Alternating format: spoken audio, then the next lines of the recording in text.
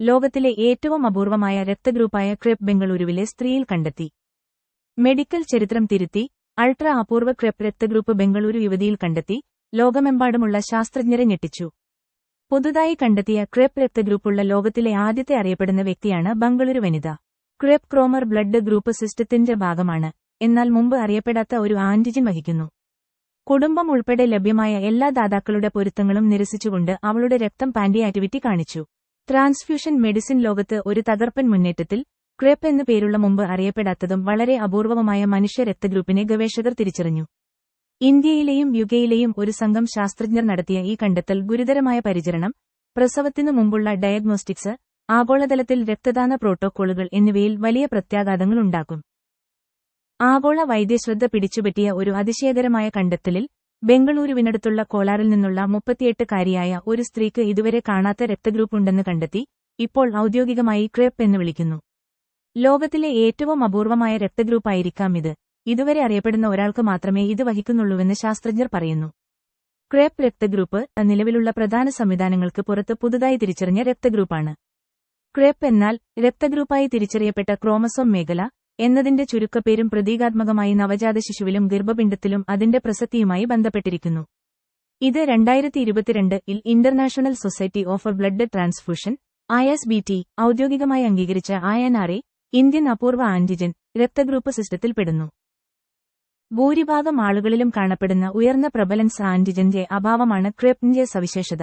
Crepe രക്തഗ്രൂപ്പുള്ള വ്യക്തികൾക്ക് ഈ സാധാരണ ആന്റിജനില്ല. രക്തപ്പകർച്ച വളരെ സങ്കീർണമാക്കുന്നു. മറ്റ് ക്രെപ്പ് നെഗറ്റീവ് രക്തം മാത്രമേ ഉപയോഗിക്കാൻ കഴിയൂ. ഇത് വളരെ അപൂർവമാണ്. ലോകമെമ്പാടുമുള്ള വിരലിലെണ്ണാവുന്ന ആളുകൾക്ക് ക്രെപ്പ് രക്തഗ്രൂപ്പ് ഉണ്ടെന്ന് അറിയാമെങ്കിലും അതിന്റെ കണ്ടെത്തൽ വൈദ്യശാസ്ത്രപരമായി പ്രാധാന്യമുള്ളതാണ്. ഗർഭപിണ്ഡത്തിന്റെയും നവജാത ശിശുവിന്റെയും HDFN ഹീമോലിറ്റിക് ഡിസീസ് കേസുകളിൽ ഇത് നിർണായക പങ്ക് വഹിക്കുന്നു. അവിടെ അമ്മയിൽ നിന്നുള്ള ആന്റിബോഡികൾ ഗർഭപിണ്ഡത്തിന്റെ ചുവന്ന രക്താണുക്കളെ ആക്രമിക്കുന്നു. ഇത്തരം സന്ദർഭങ്ങളിൽ ക്രെപ്പ് ഗ്രൂപ്പിനെ നേരത്തെ തിരിച്ചറിയുന്നത് ഗർഭകാലത്ത് ജീവൻ അപകടപ്പെടുത്തുന്ന സങ്കീർണതകൾ തടയാൻ സഹായിക്കും. രക്തപ്പകർച്ച ആവശ്യമായ ഗുജറാത്തിൽ നിന്നുള്ള ഒരു രോഗിയിലാണ് രക്തഗ്രൂപ്പ് ആദ്യമായി തിരിച്ചറിഞ്ഞത്. എന്നാൽ സാധാരണ അല്ലെങ്കിൽ അപൂർവ ദാതാക്കളുടെ രജിസ്റ്ററുകളിൽ അനുയോജ്യമായ രക്തം കണ്ടെത്താൻ കഴിഞ്ഞില്ല. കൂടുതൽ അന്വേഷണത്തിൽ ഒരു നോവൽ ആന്റിജൻ പ്രൊഫൈലിന്റെ സാന്നിധ്യം കണ്ടെത്തി. ISBT മുമ്പ് തിരിച്ചറിഞ്ഞ 43 അറിയപ്പെടുന്ന രക്തഗ്രൂപ്പ് സിസ്റ്റങ്ങളിൽ യോജിച്ചിട്ടില്ലാത്ത തികച്ചും പുതിയ ആന്റിജനാണെന്ന് ജനിതക വിശകലനം സ്ഥിരീകരിച്ചു. കൂടുതൽ പരിശോധനയ്ക്കും പിയർ അവലോകനത്തിനും ശേഷം ക്രെപ്പ് രക്തഗ്രൂപ്പിനെ ഔപചാരികമായി തരംതിരിക്കുകയും മനുഷ്യ രക്തഗ്രൂപ്പ് സിസ്റ്റങ്ങളുടെ വിപുലീകരിക്കുന്ന ഡാറ്റാബേസിലേക്ക് ചേർക്കുകയും ചെയ്തു. ജനിതകപരമായി വൈവിധ്യമാർന്ന ജനസംഖ്യയുള്ള ഇന്ത്യ ഇതിനകം തന്നെ നിരവധി അപൂർവ രക്തകണ്ടെത്തലുകളുടെ സ്ഥലമാണ്.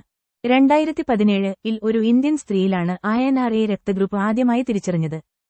ക്രെപ്പ് ഇപ്പോൾ ഈ പട്ടികയിൽ ചേർന്നതോടെ അപൂർവ രക്തബാങ്കുകൾ, വിപുലീകരിച്ച ഡോണർ രജിസ്റ്ററുകൾ, ജനിതക പരിശോധനാ പ്രോഗ്രാമുകൾ എന്നിവയിൽ നിക്ഷേപിക്കാൻ ഇന്ത്യൻ മെഡിക്കൽ അധികാരികൾക്ക് മേൽ സമ്മർദ്ദം വർദ്ധിക്കുന്നു, പ്രത്യേകിച്ച് ഗർഭിണികൾ.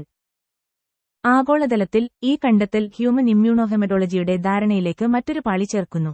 ക്ലിനിക്കുകളെ സംബന്ധിച്ചിടത്തോളം നിലവിലുള്ള രക്തപ്പകർച്ച തന്ത്രങ്ങൾ ക്രമീകരിക്കുക എന്നാണ് ഇതിനർത്ഥം. ഗവേഷകർക്ക് ജനിതകശാസ്ത്രം, ജനസംഖ്യാ കുടിയേറ്റം, രോഗ മാനേജ്മെന്റ് എന്നിവയുമായി ബന്ധപ്പെട്ട ഒരു പുതിയ പഠനമേഖല ഇത് അവതരിപ്പിക്കുന്നു. ക്രെപ്പ് നിർദ്ദിഷ്ട ആന്റിബോഡി പാനലും സ്ക്രീനിംഗ് ടെസ്റ്റുകളും വികസിപ്പിക്കാൻ ഗവേഷകർ ആവശ്യപ്പെടുന്നു. ഇത് വാഹകരെ നേരത്തെ തിരിച്ചറിയാൻ സഹായിക്കും. ഹെൽത്ത് കെയർ പ്രൊഫഷണലുകൾക്കിടയിൽ, പ്രത്യേകിച്ച് ഉയർന്ന വംശീയ വൈവിധ്യമുള്ള പ്രദേശങ്ങളിൽ അവബോധം വളർത്തുന്നതിനുള്ള ശ്രമങ്ങളും നടക്കുന്നുണ്ട്. ക്രെപ്പ് രക്തഗ്രൂപ്പിന്റെ കണ്ടെത്തൽ നമ്മുടെ സ്വന്തം ജീവശാസ്ത്രത്തെക്കുറിച്ച് ഇപ്പോഴും എത്രത്തോളം അജ്ഞാതമാണെന്നും ആ നിഗൂഢതകൾ ജീവിതത്തെ എങ്ങനെ നേരിട്ട് ബാധിക്കുമെന്നും ഓർമ്മിപ്പിക്കുന്നു.